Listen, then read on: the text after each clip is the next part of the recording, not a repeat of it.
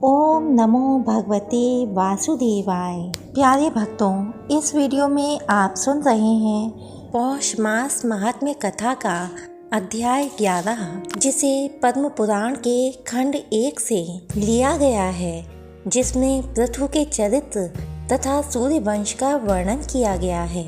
भक्तों, पौष मास महात्म्य में आपका स्वागत है। आपका दिन शुभ और मंगलकारी हो। भीष्म जी ने पूछा, ब्राह्मण, सुना जाता है पूर्व काल में बहुत से राजा इस पृथ्वी का उपभोग कर चुके हैं। पृथ्वी के संबंध से ही राजाओं को पार्थिव या पृथ्वीपति कहते हैं, परंतु इस पृथ्वी की जो पृथ्वी संज्ञा है वह किसके संबंध से हुई है? भूमि को यह पारिभाषिक संज्ञा किस लिए दी गई है, अथवा उसका गौ नाम भी क्यों पड़ा, यह मुझे बताइए। पुलत्स्य जी ने कहा, स्वयंभुव मनु के वंश में एक अंग नाम के प्रजापति थे। उन्होंने मृत्यु की कन्या सुनीता के साथ विवाह किया था। सुनीता का मुख बड़ा कुरूप था। उससे वेन नामक पुत्र हुआ, जो सदा अधर्म में हो लगा रहता था।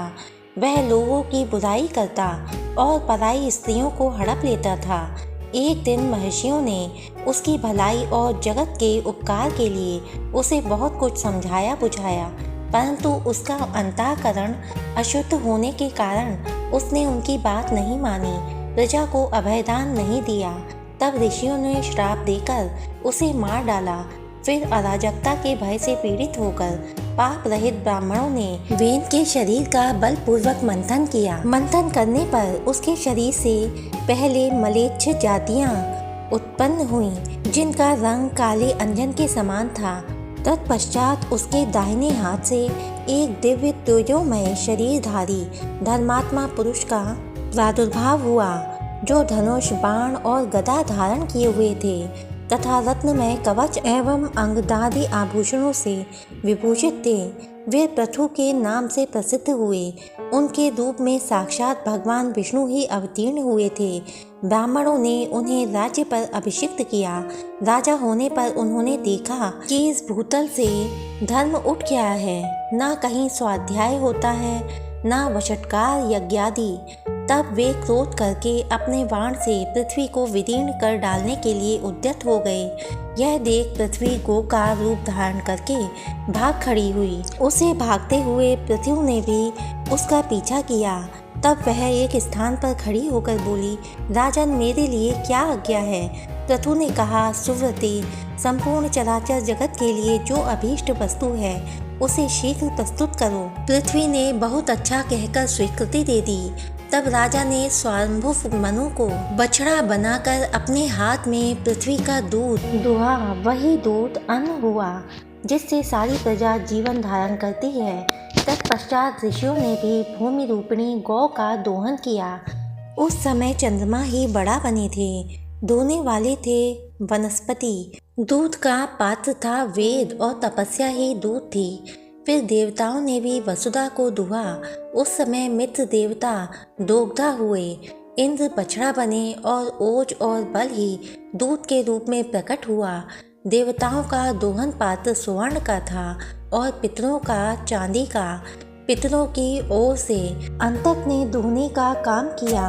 यमराज बछड़ा बने और स्वधा ही दूध के रूप में प्राप्त हुई। नाग ने तुम्बी को पात्र बनाया और तक्षक को बछड़ा। धृतराष्ट्र नामक नाग ने दोग्धा बनाकर विष रूपी दुग्ध का दोहन किया। असुरों ने लोहे के बर्तन में इस पृथ्वी से माया रूप दूध दुहा। उस समय प्रहलाद कुमार विरोचन बछड़ा बने थे और त्रिमूर्धा ने दुहने का काम किया था। यक्ष अंतर्ध्यान होने की विद्या प्राप्त करना चाहते थे, इसलिए उन्होंने कुबेर को बछड़ा बनाकर कच्चे बर्तन में उस अंतर्ध्यान विद्या को ही वसुधा के दुग्ध के रूप में दुहा। गंधर्वों और अप्सराओं ने चित्ररथ को बछड़ा बनाकर कमल के पत्ते में पृथ्वी से सुगंधों का दोहन किया। उनकी ओर से अथर्ववेद के पारगामी विद्वान सुरुचि ने दूध दुहने का कार्य किया था। इस प्रकार दूसरे लोगों ने भी अपनी अपनी रुचि के अनुसार पृथ्वी से आयु, धन और सुख का दोहन किया। पृथु के शासन काल में कोई भी मनुष्य ना दरिद्र था, ना रोगी, ना निर्धन था, ना पापी। तथा ना कोई उपद्रव था न पीड़ा। सदा सब प्रसन्न रहते थे, किसी को दुख या शोक नहीं था। महाबली पृथु ने लोगों के हित की इच्छा से अपने धनुष की नोक से बड़े बड़े पर्वत को उखाड़ कर हटा दिया और पृथ्वी को समतल कर दिया।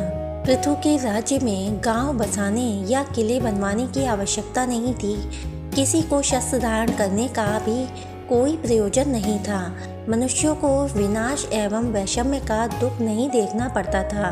अर्थशास्त्र में किसी का आदर नहीं था, धर्म में ही संलग्न रहते थे। इस प्रकार मैंने तुमसे पृथ्वी के दोहन पात्रों का वर्णन किया तथा जैसा जैसा दूध दुहा गया वह भी बता दिया। राजा पृथु बड़े विज्ञ थे, जिनकी जैसी संथ थी उसी के अनुसार उन्होंने सबको दूध प्रदान किया। यह प्रसंग यज्ञ और श्राद्ध सभी अवसरों पर सुनाने के योग्य है, इसे मैंने तुम्हें सुना दिया है। यह भूमि धर्मात्मा पृथु की कन्या मानी गई, इसी से विद्वान पुरुष पृथ्वी कहकर इसकी स्तुति करते हैं। भीष्म जी ने कहा, ब्राह्मण आप तत्व के ज्ञाता हैं, अब क्रमशः सूर्यवंश और चंद्रवंश का पूरा वर्णन कीजिए। पुलत्स्य जी ने कहा, राजन पूर्व काल में कश्यप जी अदिति के गर्भ से विवस्वान नामक पुत्र हुए। विवस्वान के 3 स्त्रियां थीं, संज्ञा, राज्ञी और प्रभा। राज्ञी ने रैवत नामक पुत्र को उत्पन्न किया। प्रभा से प्रभात की उत्पत्ति हुई। संज्ञा विश्वकर्मा की पुत्री थी, उसने वैवस्वत मनु को जन्म दिया। कुछ काल पश्चात संज्ञा के गर्भ से यम और यमुना नामक 2 जुड़वा संतानें पैदा हुईं। तदनंतर वह विवस्वान अर्थात सूर्य के तेजोमय स्वरूप को न सह सकी, अतः उसने अपने शरीर से अपने ही समान रूप वाली एक नारी को प्रकट किया। उसका नाम छाया हुआ। छाया सामने खड़ी होकर बोली, देवी मेरे लिए क्या आज्ञा है? संज्ञा ने कहा, छाया तुम मेरे स्वामी की सेवा करो, साथ ही मेरे बच्चों का भी माता की भांति स्नेह पूर्वक पालन करना। तथास्तु कहकर छाया सूर्य भगवान के पास चली गई। वह उनसे अपनी कामना पूर्ण करना चाहती थी। सूर्य ने भी यह समझकर कि यह उत्तम व्रत का पालन करने वाली संज्ञा ही है, बड़े आदर के साथ उसकी कामना की। छाया ने सूर्य से सावर्ण मनु को उत्पन्न किया। उनका वर्ण भी वैवस्वत मनु के समान होने के कारण उनका नाम सावर्ण मनु पड़ गया। तत्पश्चात भगवान भास्कर ने छाया के गर्भ से क्रमशः शनिश्चर नामक पुत्र तथा तप्ती और विष्टि नाम की कन्याओं को जन्म दिया। एक समय महायशस्वी यमराज वैराग्य के कारण पुष्कर तीर्थ में गए और वहां फल, फेन एवं वायु का आहार करते हुए कठोर तपस्या करने लगे। उन्होंने 100 वर्ष तक तपस्या के द्वारा ब्रह्मा जी की आराधना की।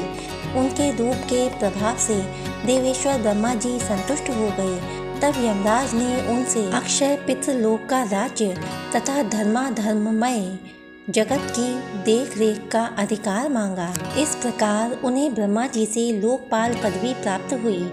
साथ ही उन्हें पितृलोक का राज्य और धर्माधर्म के निर्णय का अधिकार भी मिल गया।